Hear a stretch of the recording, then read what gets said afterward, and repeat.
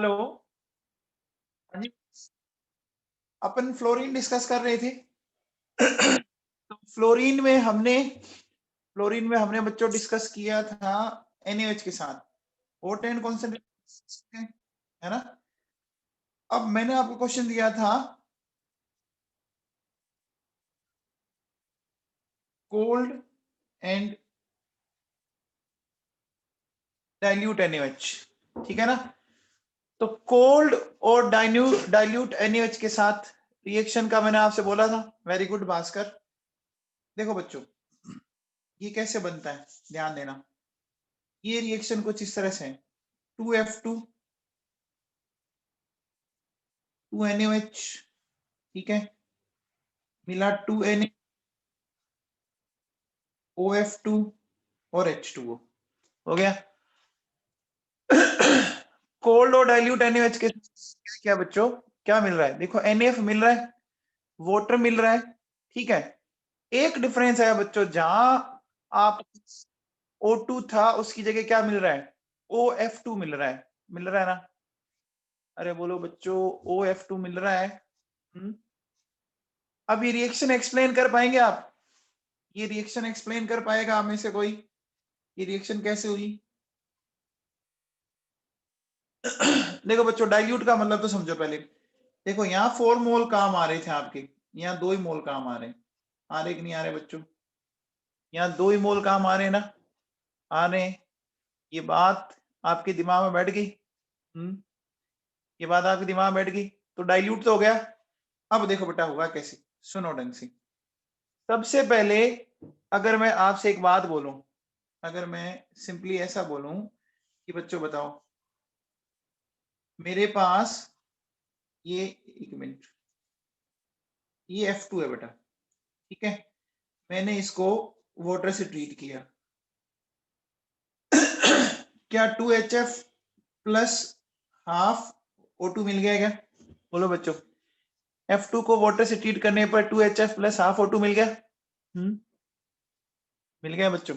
अब देखो, ये जो आपके 2HF है, ठीक है, ये 2HF क्या करेगा बेटा?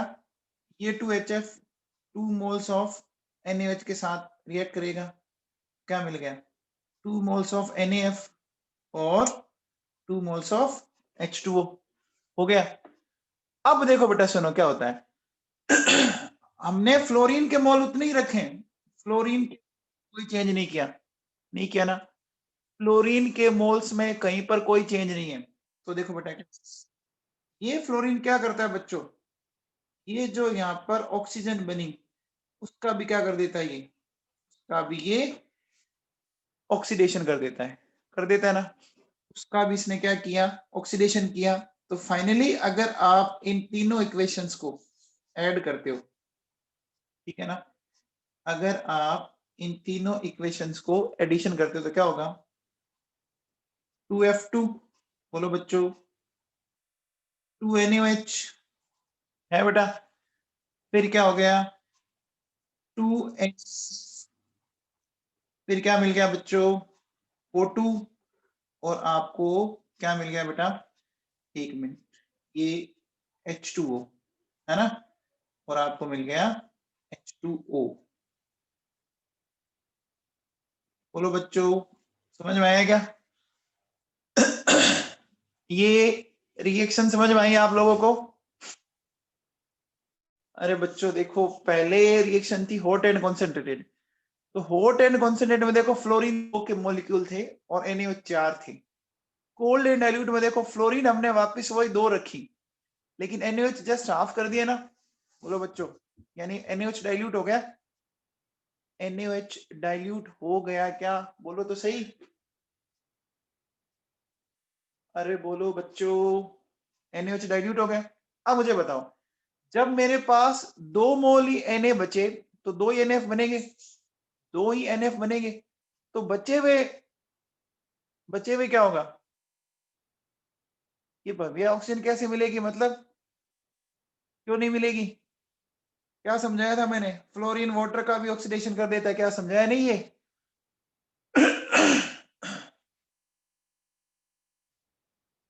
अरे तो बेटा क्या हो रही है, ऑक्सीजन रिएक्ट कर रही है ना, रिएक्ट कर रही है तो इसमें क्या हो गया, ऑक्सीजन को रिएक्ट 2 मोल फ्लोरीन।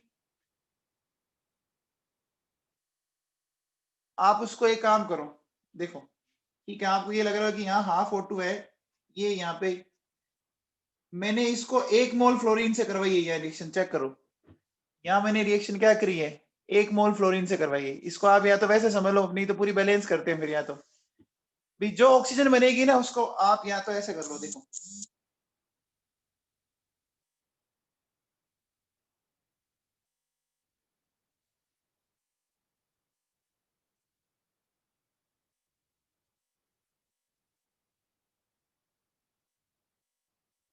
मैं क्या कह रहा हूं, इन दोनों रिएक्शंस को अलग अलग लिख लो आप, ठीक है ना।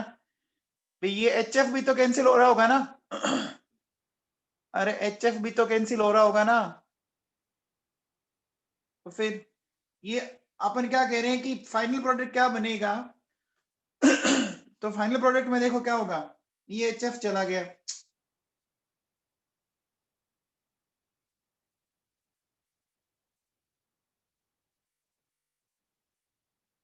ये HF यहां से अगर चला जाए तो NaF बन गया और वाटर बन गया, और इसके बाद क्या हुआ, ये रिएक्शन तो एक अलग हो गई, ये फ्लोरीन का आपका क्या हुआ, दूसरा मॉलिक्यूल काम आया, आया कि नहीं आया।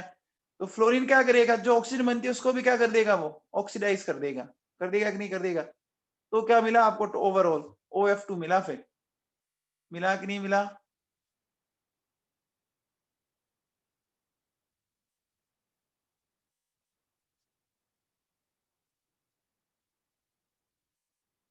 हाँ भैया, अब देखो आगे सुनो, आगे जो अपन बात कर रहे हैं, देखिए बेटा मुझे एक बात बताओ, एक बात बताओ बच्चों, अगर मैं आपसे पूछूं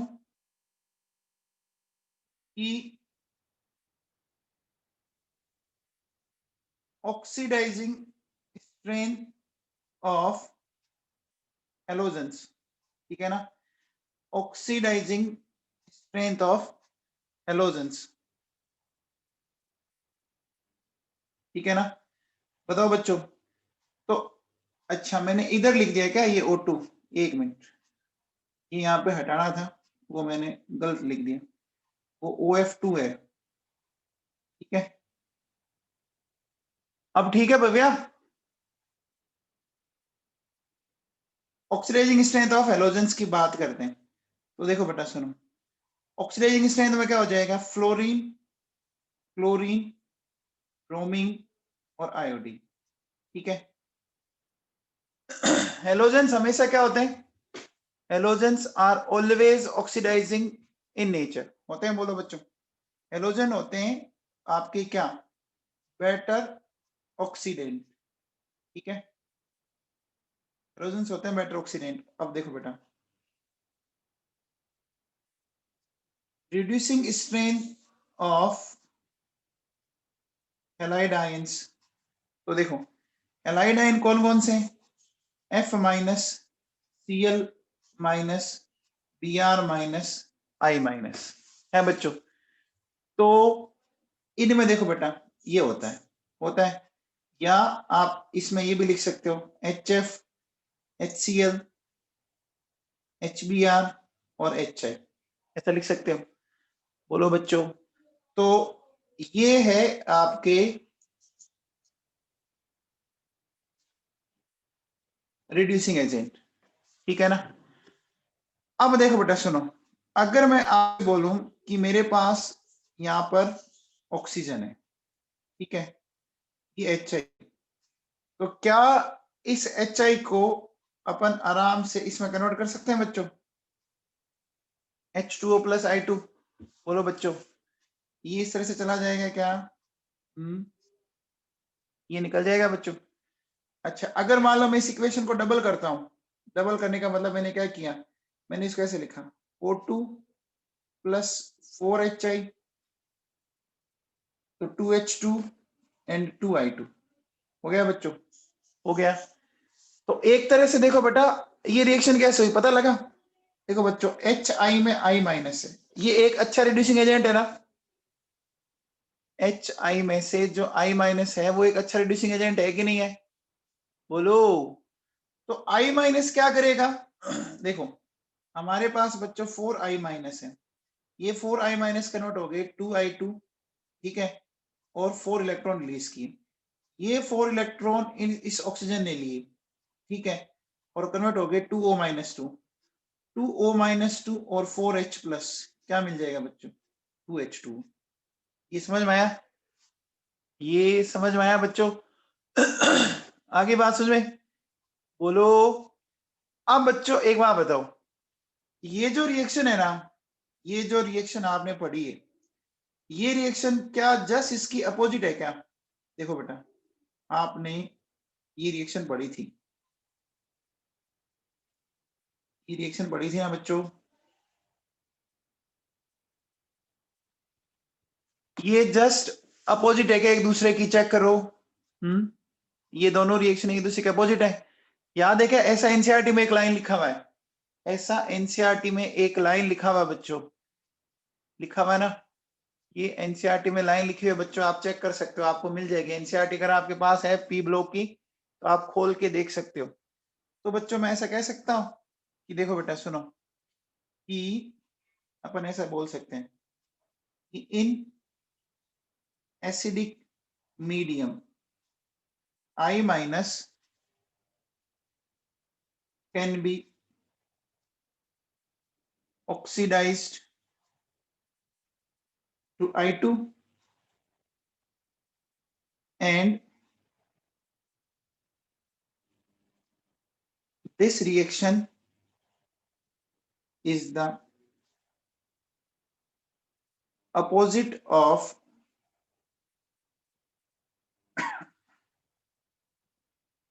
reaction of fluorine with water।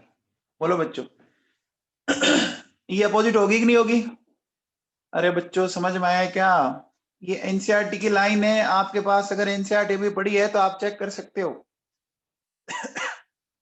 NCERT की लाइन है बच्चों, समझ में आ गई? अरे भाई लोगों समझ में आई क्या? हाँ ना तो बोलो।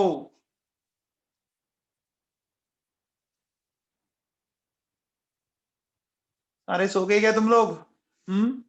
नींद आ गई सबको? अरे बोलो तो सही। हाँ जी भैया। अब देखो बेटा सुनो, अगर मैं बात करूं solubility of halogens in water, देखो F2 Cl2 Br2 and I2, ये ऑर्डर आएगा, आएगा बच्चों। तो फ्लोरीन तो बच्चों आपने देखा था कि वाटर, फ्लोरीन तो वाटर में डिजोल्व होकर क्या क्या बना देता है? HF, ऑक्सीजन या ओजोन बनाता है। बात क्लोरीन की करें, क्लोरीन क्या करता है बच्चों? HCl प्लस HOCl, ठीक है। अच्छा, ब्रोमीन क्या करता है? ब्रोमीन का जानते हो क्या? ब्रोमीन वाटर से ये करके क्या देता है बच्चों? एंड HOBr देता है क्या? ब्रोमीन वाटर में डिजोल्व होकर HBr एंड HOBr देता है क्या? देता है बच्चों। लेकिन आपको पता है बच्चों, आयोडीन जो वाटर में होता है ना, वो क्या है बच्चों? ऑलमोस्ट इनसॉल्युबल, ठीक है ना। आयोडीन जो है बच्चों वो वाटर में ऑलमोस्ट इनसॉल्युबल है। तो आयोडीन की वाटर में सोलिबिलिटी कैसे राइज कर सकते हैं अपन? बच्चों बताओ, आयोडीन की वाटर में सोलिबिलिटी हम कैसे राइज कर सकते हैं? By the addition of Ki, है ना। तो अपन क्या बोलेंगे? अपन बोल रहे हैं बच्चों solubility of iodine into water can be increased by the addition of Ki, है ना। हम Ki मिलाकर कर सकते हैं। कैसे? देखो बेटा सुनो, जैसे मैंने लिया Ki प्लस I2, ये क्या मिल जाएगा? Ki3, ये देखो बेटा ये क्या मिल गया आपको? अब एक आयनिक कंपाउंड बन गया, और आयनिक कंपाउंड बनते ही अब इसकी वाटर में सोल्युबिलिटी बढ़ सकती है। अच्छा बच्चों, पता है क्या कि आई दो कंपाउंड की सोल्युबिलिटी बहुत अच्छे से बढ़ाता है, एक इसकी भी बढ़ा देता है बच्चों। देखो HgI2 की क्या बना देता है, HgI4। बोलो बच्चों, ये बना देता है कि नहीं बना देता है, K2HgI4। तो ये बेटा इंपॉर्टेंट है, दोनों नीट में आ चुके हैं आपके, है ना। क्या, by the help of Ki we can increase solubility of I2 and HgI2 in water, है ना बच्चों। हम क्या कर सकते हैं, इनकी सोल्युबिलिटी को सकते हैं। अरे बच्चों समझ में आया क्या, HgI2 भी आपको पता होगा बच्चों वाटर में ऑलमोस्ट इनसोल्यूबल होता है, तो इसकी सोल्युबिलिटी बढ़ाने के लिए हमने क्या किया, ये दोनों क्वेश्चन आपके एग्जाम में आए हुए हैं, नीट के अंदर पूछे जा चुके हैं बच्चों, ये दोनों के दोनों क्वेश्चन, ठीक है ना। अब आगे आओ बेटा, ऐसा कौन सा हेलोजन है, ऐसा कौन सा हेलोजन है जो डायरेक्टली इनर्ट गैसेस के साथ रिएक्ट कर सकता है, डायरेक्टली इनर्ट गैसेस के साथ रिएक्ट कर सकता है बच्चों, बताओ। फ्लोरीन, फ्लोरीन एकमात्र ऐसा एलिमेंट है ना। तो देखो बच्चों, अपन क्या बोलेंगे, देखो fluorine is only element which directly combine with krypton and xenon, है ना, पता है बच्चों। तो फ्लोरीन जो एकमात्र ऐसा एलिमेंट है बच्चों इस नेचर का जो डायरेक्टली कंबाइंड होता है, ठीक है ना। तो अब एक काम करते हैं बेटा, अपन ले लेते हैं बच्चों फ्लोराइड्स ऑफ जिनोन। जिनोन के फ्लोराइड्स देखो बेटा, सुनो, जिनोन के फ्लोराइड समझाता हूं मैं आपको, ध्यान से समझना। सबसे पहले मैंने लिया Xc प्लस, ये लिया मैंने F2, ठीक है। जिनोन मैंने लिया एक्सिस में, ठीक है ना, जिनोन को मैंने ले लिया एक्सिस में। अब देखो बेटा, इसकी रिएक्शन करवाई मैंने 1 ATM और 673 केल्विन टेम्परेचर पर होती है रिएक्शन, और हमें ये प्रोडक्ट मिल गया बच्चों XCF2, ठीक है। फिर देखो, अगर मैं जिनोन और फ्लोरीन, ठीक है, यहां पर अगर मैं ये ले लेता हूं और प्रेशर हो गया बच्चों 7 ATM और ये हो गया बच्चों 873 केल्विन टेम्परेचर, ये मिलता है बच्चों XCF4। अब इस कंडीशन में बच्चों हमें जिनोन और फ्लोरीन का जो रेशियो है वो ये लेना पड़ता है बच्चों 1:5, 1:5। बच्चों देखो, पहले हमने जिनोन को एक्सेस में लिया, अब हमने बच्चों फ्लोरीन की अमाउंट बढ़ाई है, चेक करो, हमने बच्चों फ्लोरीन की अमाउंट को बढ़ाना शुरू किया है, ठीक है ना, तभी तो और फ्लोरीन मिलेगी हमें। अब देखो, अगर अपन और आगे चलें, देखिए यहां पर क्या 3F2, तो आपको प्रेशर और बढ़ाना पड़ेगा बच्चों, प्रेशर और बढ़ाना पड़ेगा, क्या मिल जाएगा XCF6, और जिनोन और फ्लोरीन का जो रेशियो है वो यहां लेना पड़ेगा 120। अब बच्चों बताइए इतना ज्यादा रेशियो क्यों लेना पड़ रहा है, समझा सकते हो। ये जैसे मोल तो काम आ रहे हैं, जिनोन का 1 और फ्लोरीन का 3, लेकिन रेशियो हमें लेना पड़ रहा है 1:20, ऐसा बताओ बच्चों क्यों। अरे बोलो बच्चों, बता सकते हो क्या। देखो बेटा, जिनोन जो होता है वो आपको पता होगा एक नोबल गैस कंसिडर की जाती है, तो इसकी रिएक्टिविटी बहुत ही कम होती है।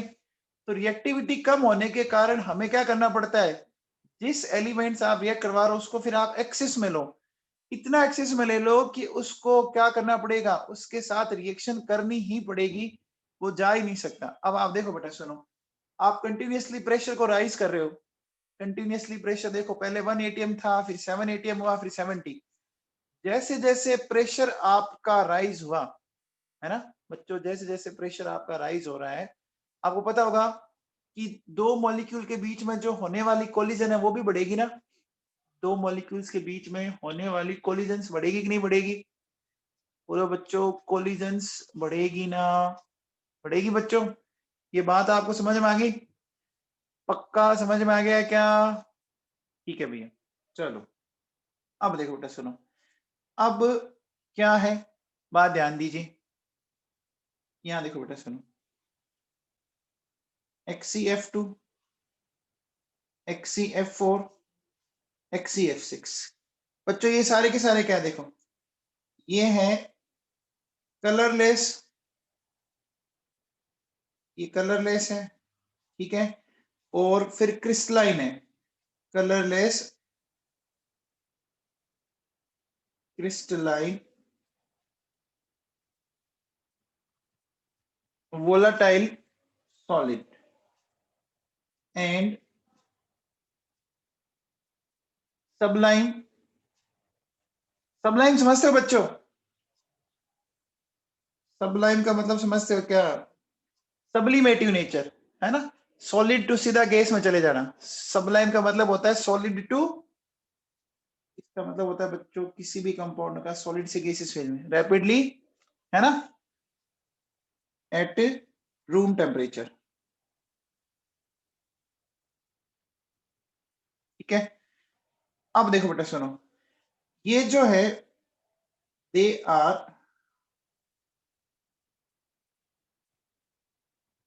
Powerful fluorinating and oxidising agent.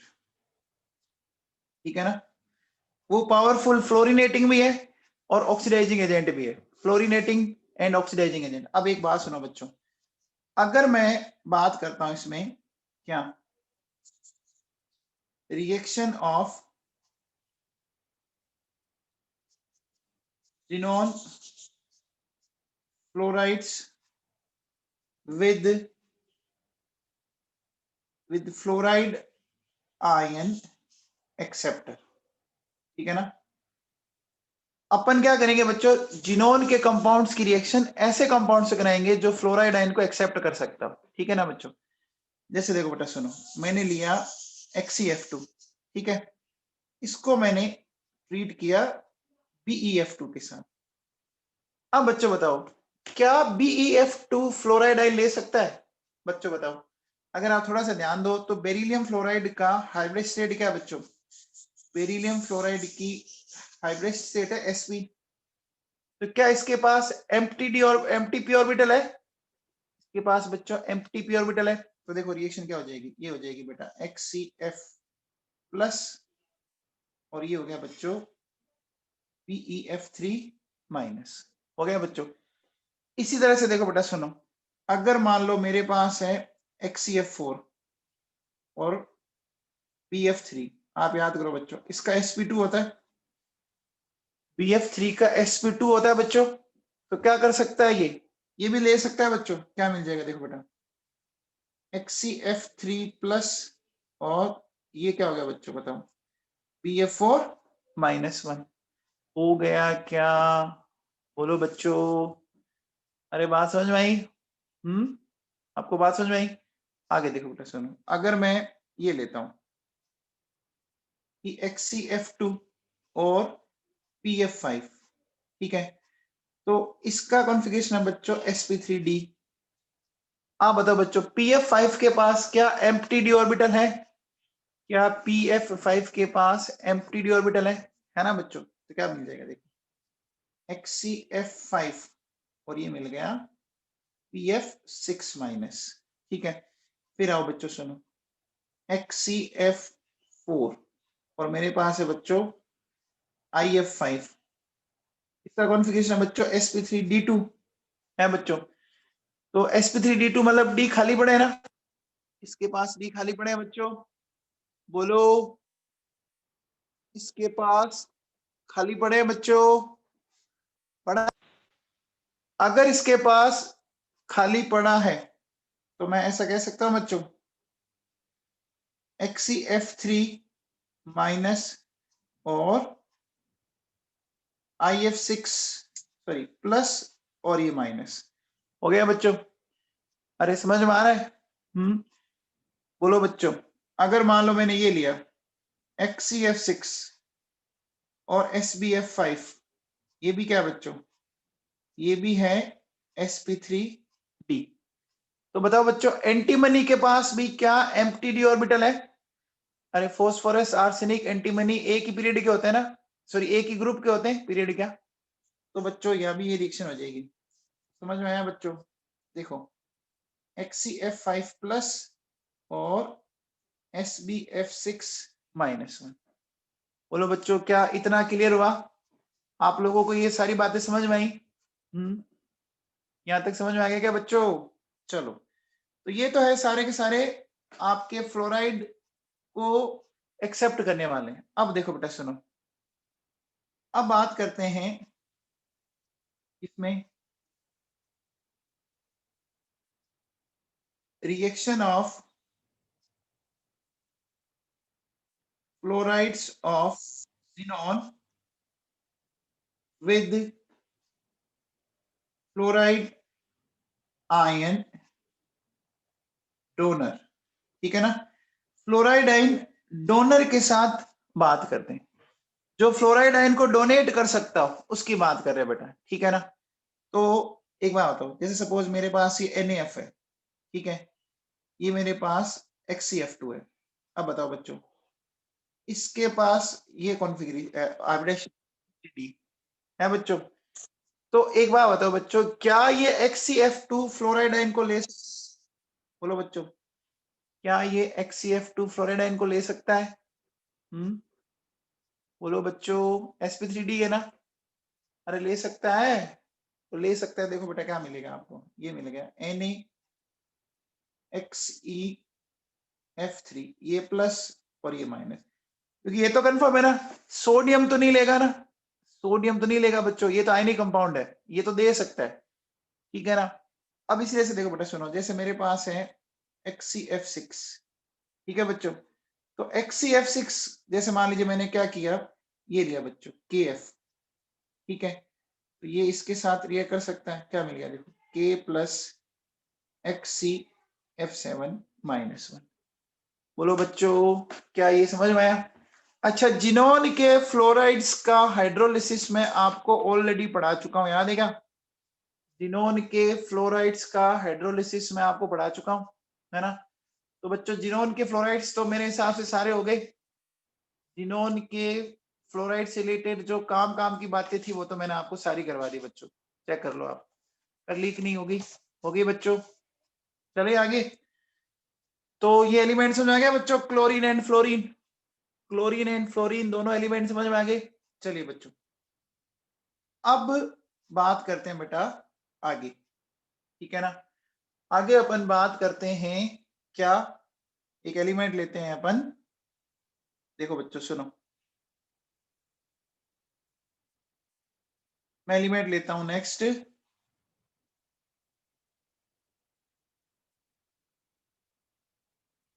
Oxygen. ठीक है ना?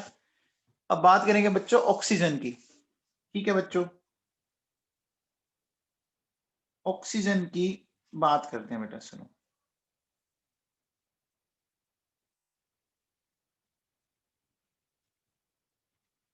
तो सबसे पहले लेते हैं बेटा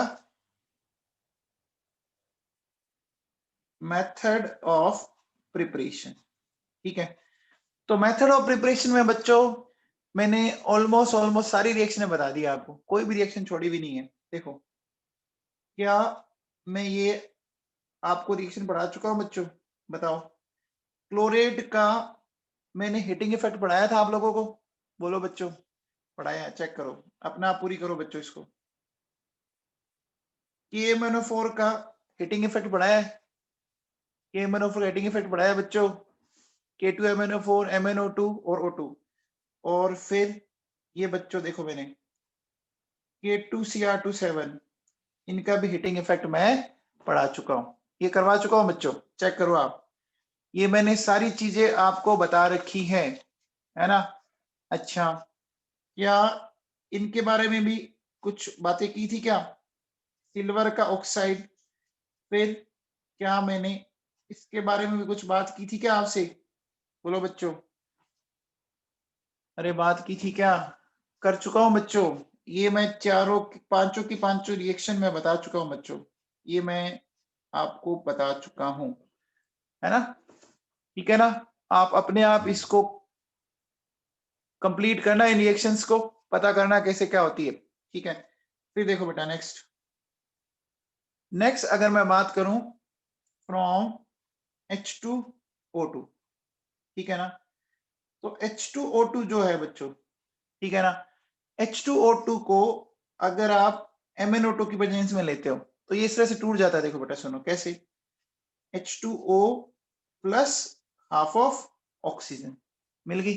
वैसे पता होगा H2O2 अनस्टेबल होता है, आप सारे जानते हो मेरे हिसाब से, H2O2 अनस्टेबल होता है ना बच्चों, ब्रेक हो जाता है ना, ठीक है? फिर देख नेक्स्ट आओ बच्चों, नेक्स्ट अपन बात करेंगे बाय इलेक्ट्रोलाइसिस ऑफ वाटर, ठीक है ना? वाटर का इलेक्ट्रोलाइसिस करना है हमें, ठीक है?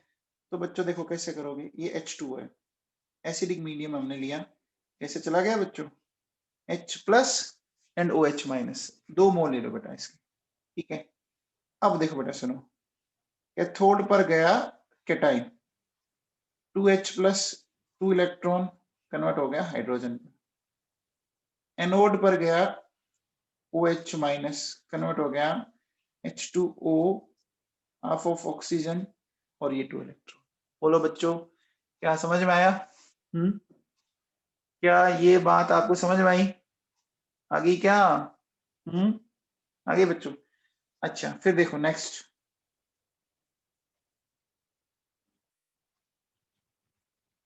Bye fractional distillation of air, ठीक है ना?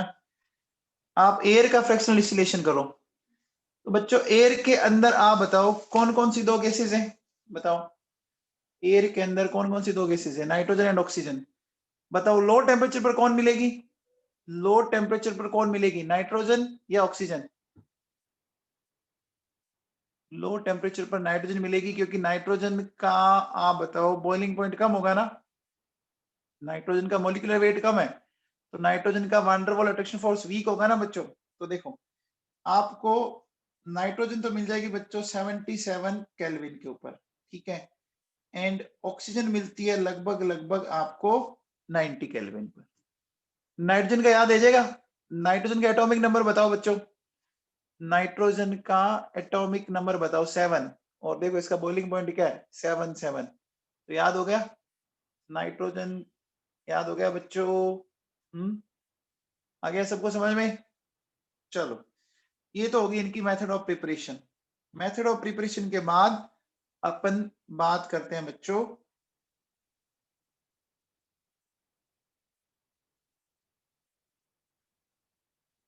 Properties of oxygen. तो बच्चों ऑक्सीजन की बात करें, क्या कोई ऑक्सीजन का कलर होता है?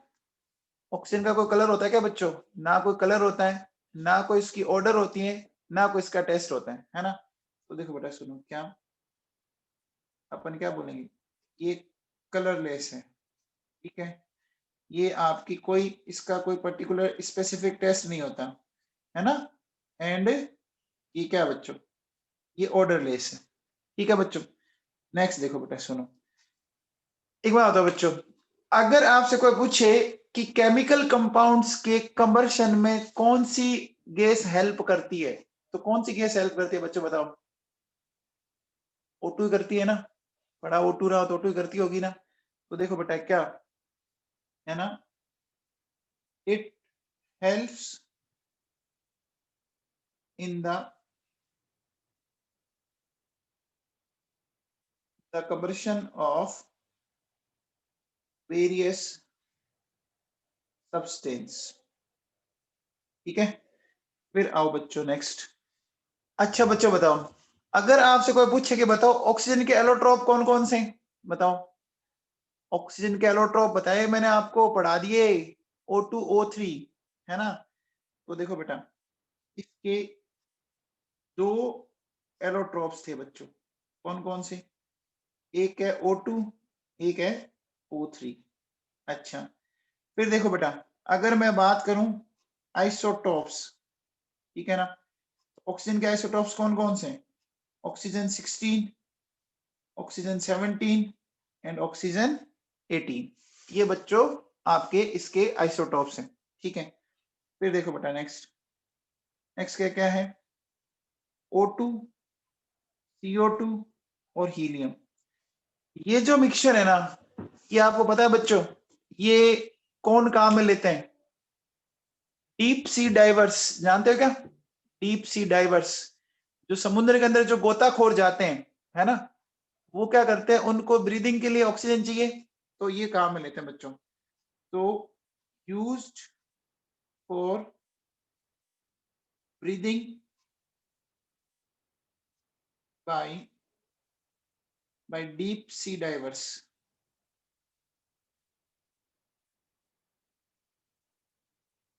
ठीक है, जो डीप सी डाइवर्स होते हैं वो इनको यूज लेते हैं बच्चों। ठीक है, अच्छा, फिर देखो बेटा सुनो, आपके पास लिक्विड ऑक्सीजन है, तो लिक्विड ऑक्सीजन का यूज अपन क्या करते हैं, है ना, used as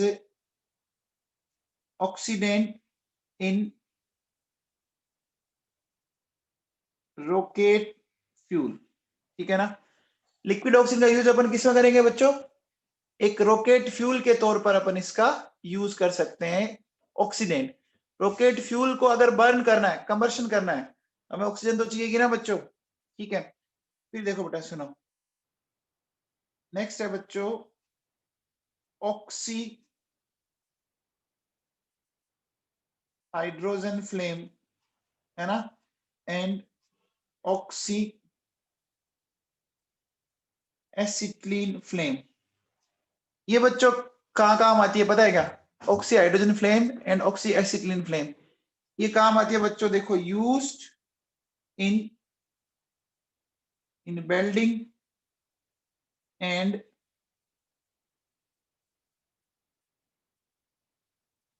cutting of iron. ठीक है ना बच्चों, ये काम आती है बच्चों। अब बच्चों बताओ, एक बात बताओ बच्चों, जो कंबर्शन रिएक्शंस होती है वो किस नेचर की होती है, बताओ बच्चों, कंबर्शन रिएक्शन जो होती है वो किस नेचर की होती है, एंडोथर्मिक या एक्सोथर्मिक, एक्सोथर्मिक होती है ना।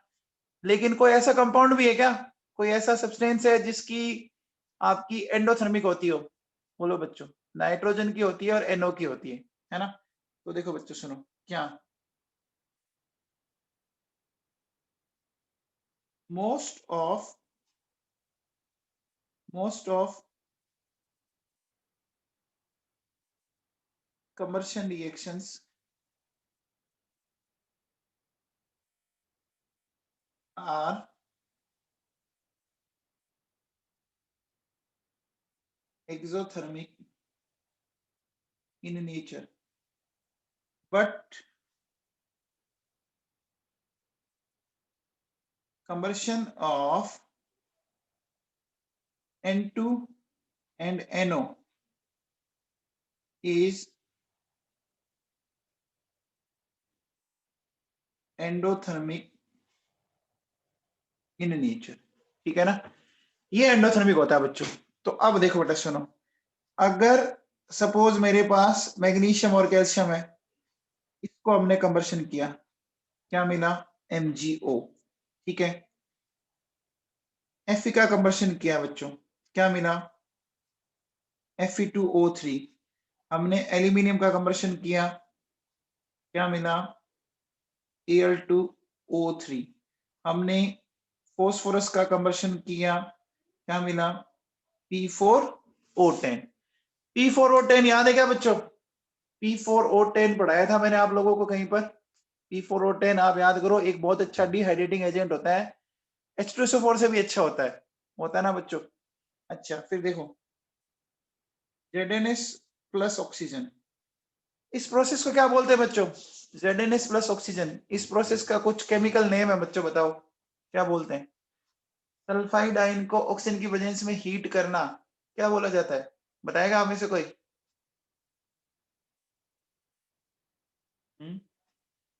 तो बोलते हैं बच्चों रोस्टिंग, इसको बोलते हैं रोस्टिंग, बोलते हैं बच्चों जिंक ऑक्साइड प्लस SO2। इसी तरह से देखो बेटा सुनो, मेरे पास है FeS2 प्लस ऑक्सीजन, तो हमें ये मिला, देखो बेटा Fe2O3 प्लस SO2, ठीक है। आ गया बच्चों, ये बात आपकी समझ में आ गई? इस तरह से देखो बेटा सुनो, SO2 प्लस हाफ O2, ठीक है। बच्चों बताओ ये रिएक्शन आपने कहां पढ़ी थी? बताओ SO2 plus half O2, SO2 plus half O2 कहां पढ़ी थी? ये पढ़ी थी आपने कॉन्टैक्ट प्रोसेस में, पढ़ी थी बच्चों, कॉन्टैक्ट प्रोसेस। चलो बच्चों आज पेपर कर लेते हैं, आपका जो छूटा हुआ है ना वो पेपर डिस्कस कर लेते हैं।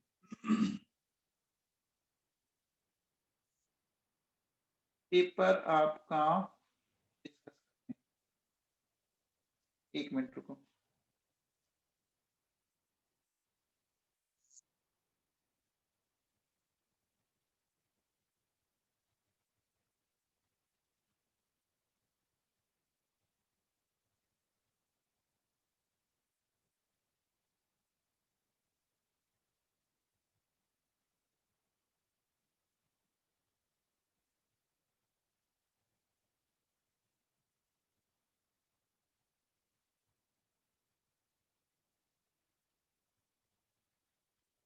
हाँ भैया,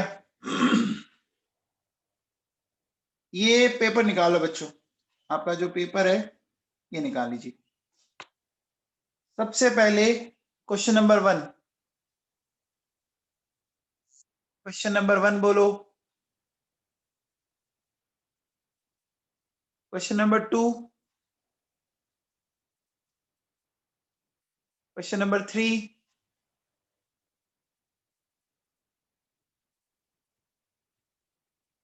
क्वेश्चन नंबर 3, क्वेश्चन नंबर 4, बोलो बच्चों 1 2 3 4, क्वेश्चन नंबर 5,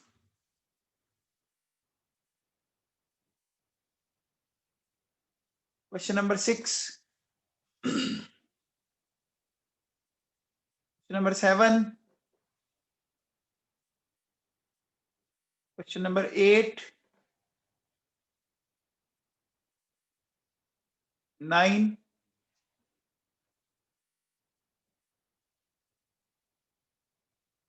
नंबर 10, 11, 12, 13,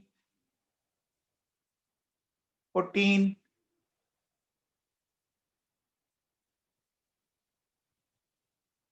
15, 16,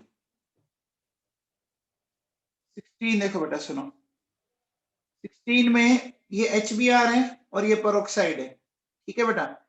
अब ये रिएक्शन कैसे होगी ये आपको बताना है, ठीक है ना। मेजर प्रोडक्ट क्या बन सकता है ये हमें चेक करना है, ठीक है ना। तो देखो बेटा सुनो, ये हमारे पास है C6H5 CH, ये इस तरह से। अब देखिए बेटा सुनो, आपको ये तो पता होगा कि HBr और पेरोक्साइड आपस में रिएक्ट करके Br फ्री रेडिकल बनाएंगे। अब ये Br फ्री रेडिकल कहां पर अटैक करे? देखो बेटा, अगर ये Br फ्री रेडिकल, ये Br फ्री रेडिकल यहाँ अटैक करे तो ज्यादा बेटर रहेगा, है ना। C6H5 C6CH, है ना, CH3 CH3 और ये जो बना वो ज्यादा स्टेबल है बच्चों, है कि नहीं है? ये ज्यादा स्टेबल है बच्चों। क्यों है स्टेबल बताओ? रेजोनेंस हो रहा है क्या? इसमें रेजोनेंस हो रहा है। और ये नेक्स्ट स्टेप में क्या करेगा बच्चों? ये HBr इस H को ये छीन लेगा। क्या मिल गया? CH2 ये मिल गया हमें। मिल गया क्या? बोलो बच्चों, आ गया समझ में? 17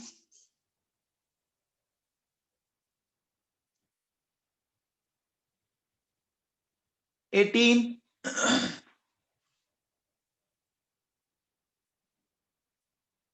19 at low temperature the slow addition of bromide to CH2। ये बच्चों ब्रोमाइड नहीं है, ये गलती से यहाँ पे है, ये ब्रोमीन है। बट अब आप देखो बेटा, सबके अंदर इसने क्या कर रखा है? ऑप्शन से थोड़ा आप कंसिडर कर सकते थे, क्योंकि ये ब्रोमो ब्रोमो दे रखा है सबके अंदर, ठीक है ना? तो ब्रोमाइड तो नहीं होना चाहिए, क्योंकि आपको ये भी पता होना चाहिए कि स्लो स्टेप में ब्रोमाइड तो अटैक करेगा नहीं। अटैक तो कौन करेगा? अटैक तो कौन करेगा बच्चों? अगर ब्रोमाइड होता तो ब्रोमाइड नहीं करता, H+ अटैक करता, ठीक है ना? ये होना चाहिए था at low temperature the slow addition of bromine, कर दो इसको, ठीक है ना? इसको ब्रोमीन कर दो, ये गलती से प्रिंट हो रखा है।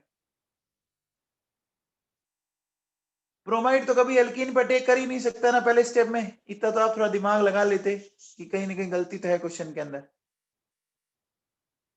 20 21 22 at room temperature acetylene and acetic acid gives which of these product in presence of mercury। अच्छा देखो बेटा सुनो, ये क्या दे सकता है आपको? देखो हमारे पास ये एसिटिलीन है ये नेगेटिव ये पॉजिटिव, ठीक है बच्चों? और हमें ये बनाना है नेगेटिव और पॉजिटिव। तो देखो बेटा क्या होगा कि एक पे H जोड़ दो, तो एक पे तो हो गया CH2 और दूसरे पे ये आके जुड़ गया। ये क्या मिल गया? ये विनाइल है और ये क्या हो गया? ये एसीटेट हो गया, विनाइल एसीटेट हो गया। भुवन समझ में आया?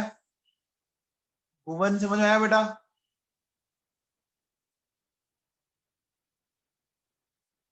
Twenty three which is most suitable reaction for the synthesis of 2-bromobutane। आपको 2-bromobutane का सिंथेसिस करना है, ठीक है ना? तो 2-bromobutane के लिए देखो क्या कर सकते हो आप? यहाँ अगर मैं इधर शिफ्ट करूं नेगेटिव पॉजिटिव, इससे ये मिल जाएगा CH3CH, एक पे जोड़ दो आप Br, एक पे जोड़ दो H, ये हो गया। फिर अगले में भी अगर आप ये करोगे नेगेटिव पॉजिटिव, तो सेकंड में भी कुछ ऐसे ही मिला आपको। इसमें तो बेटा दोनों आंसर ही ठीक लग रहे हैं ना? फर्स्ट एंड सेकंड बोलो। अरे फर्स्ट एंड सेकंड दोनों ठीक लग रहे हैं,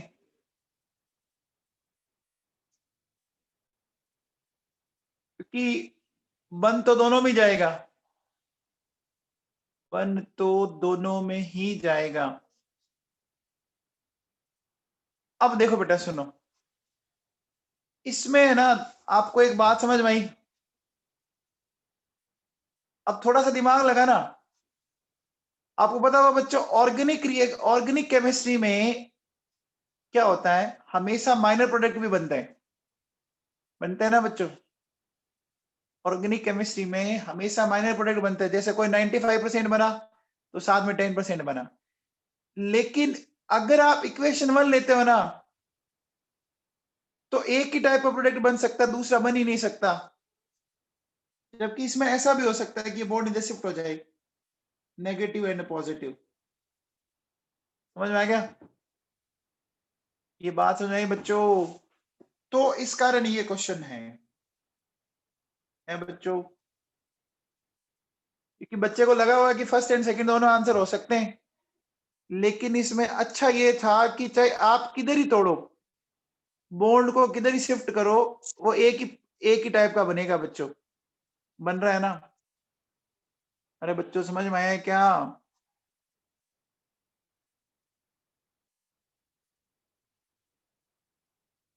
ठीक है।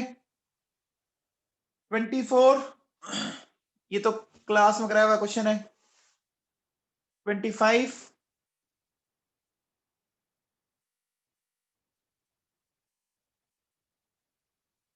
किसका प्लस है इफेक्ट? विशाल किसका प्लस है इफेक्ट?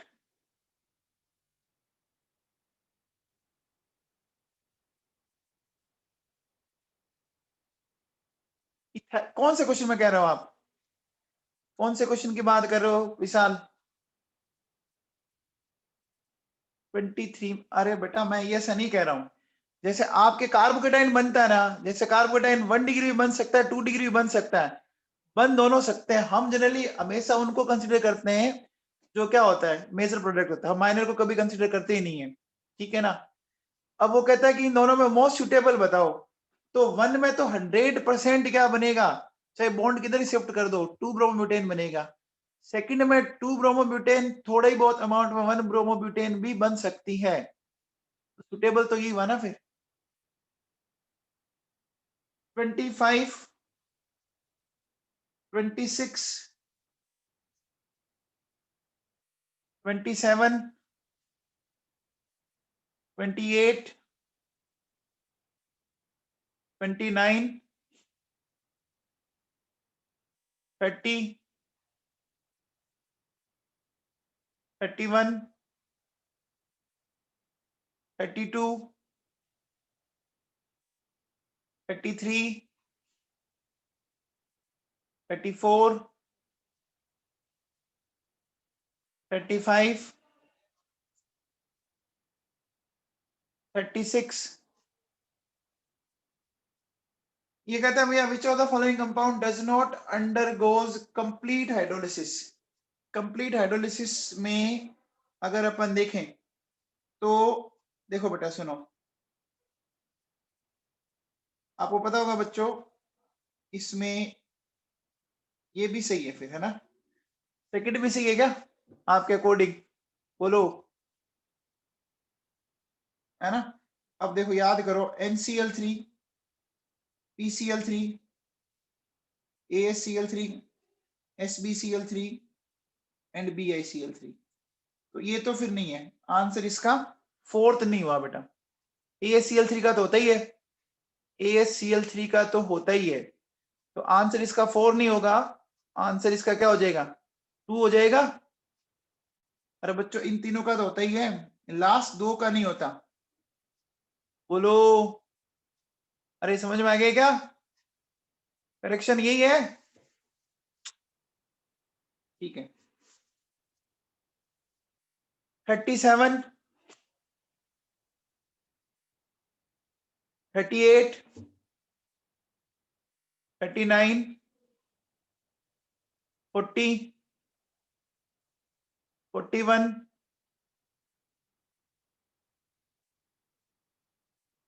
42,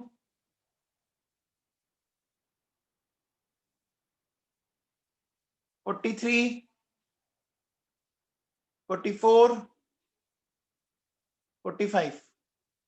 बच्चों कल क्या कहता है, product forms after thermal decomposition, ये AgNO3 है। AgNO3 से क्या क्या मिलता है? पहले आपको मिला Ag2O NO2 plus half O2, और ये Ag2O फिर आगे डिकम्पोज हो जाता है बच्चों Ag प्लस ऑक्सीजन में, ठीक है ना? ये Ag2O टूटता है आंचल पाहुजा, ये मैंने पढ़ाया आप लोगों को, ठीक है ना? तो बच्चों कल आप सारे बच्चे जो पेपर देना चाह रहे हो 12th का, और देना, क्योंकि उसमें ऑर्गेनिक का पार्ट आ रहा है, तो आपको उसमें काफी अच्छे क्वेश्चंस मिलेंगे रिडक्शन रिएक्शन के, है ना। पेपर जरूर देना बेटा वो कल वाला, ठीक है।